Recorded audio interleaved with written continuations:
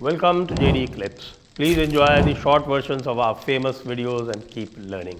And don't forget to subscribe. Local voter जो है उनके पास उस दिन इतना नहीं था। पवन बंसल जो है उन्होंने फोन तो किए but he did not attend the rally. तो मनीष तिवारी की रैली में वो नहीं गए। आई क्लियरली फील, देखिए क्या है कि इस बार Sanjay Tandon has a upper hand in Chandigarh. He is a local candidate और सबसे बड़ी बात यह है संजय टंडन की कि वो किसी भी प्रोग्राम पे, ऐसा कोई प्रोग्राम नहीं है छोटा हो बड़ा हो, he has been very active in the city. तो आइडेंटिटी क्राइसिस जो है संजय टंडन को, आइडेंटिटी क्राइसिस तो खैर मनीष तिवारी को भी नहीं है। मेरी मतलब कहने का ये कि लोगों के साथ एक पर्सनल टच, एक आत्मीयता, एक जिसे कहते हैं ना कि पछाण जी है, वो चंडीगढ़ ਦੇ ਵਿੱਚ संजय टंडन ਦੀ ज्यादा है बनिस्बत मनीष तिवारी। तो Chandigarh let's call it clearly for BJP and move on. Chandigarh में कोई स्कोप नहीं है कांग्रेस का।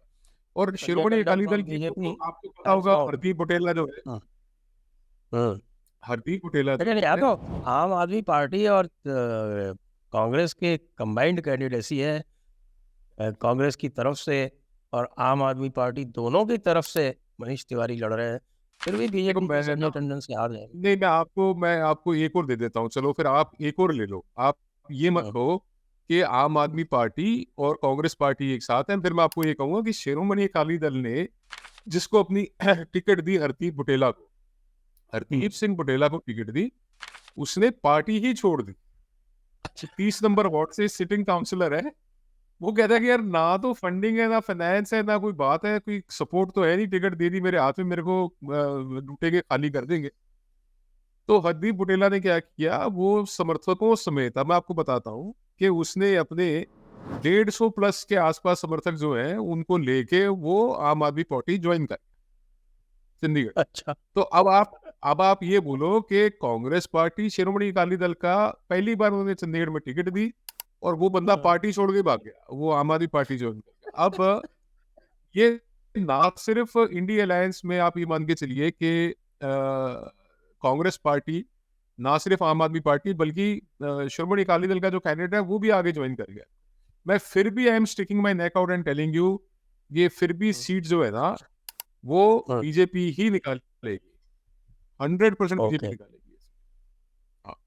इवन तो आप ये तो चंडीगढ़ की बात हो गई। अब चलते हैं पंजाब पे। पंजाब के वैसे तो इलेक्शन जो है वो 7वें राउंड में है और लगभग सारे टिकट डिक्लेयर हो गए। खाली बीजेपी का एक कैंडिडेट डिक्लेयर होना बाकी है, शायद फतेहगढ़ साहब का। तो फतेहगढ़ साहब का तो अब आपके बगल से चलते हैं। सबसे पहले आनंदपुर साहब को लेते हैं। तो आनंदपुर साहब में हमारे पुराने प्रेमचंद चंदू माजरा, आपको प्रेमचंद चंदू माजरा का किस्सा सुनाऊं क्या? मैं आनंदपुर साहब में ऑब्जर्वर था 2014 में। सुनाओ। इनको चंदू चोर कहते थे।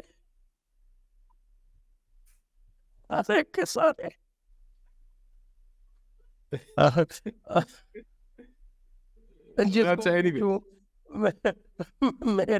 मेरे ऑब्जर्वर को पूछूं, किसी को कॉन्स्टिट्यूंसी में पूछूं, कलेक्टर को पूछूं, एसपी को पूछूं, 4 डिस्ट्रिक्ट पड़ते हैं जी उसमें। आपके मोहाली पड़ता है, आपके आनंदपुर साहब यानी आपके रूपनगर पड़ता है, नवा शहर पड़ता है और होशियारपुर का भी एक आपका पड़ता है।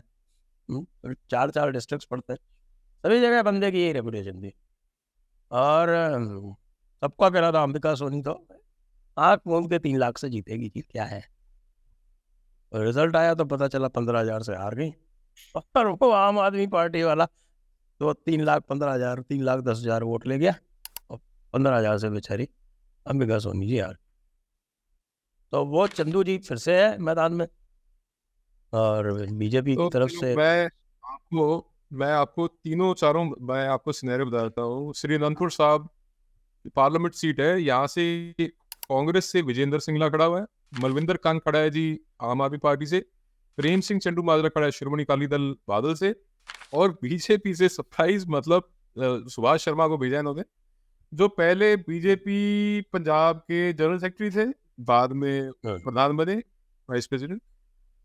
यहाँ से ना एक्चुअली अगर आप बीजेपी की कैंडिडेट सिलेक्शन देखो, अगर यहाँ से इकबाल सिंह लालपुरा जो national commission for minorities NCM के चेयरपर्सन है, उनका जो बेटा है young candidate, his name is Ajay Veer Singh Lalpura.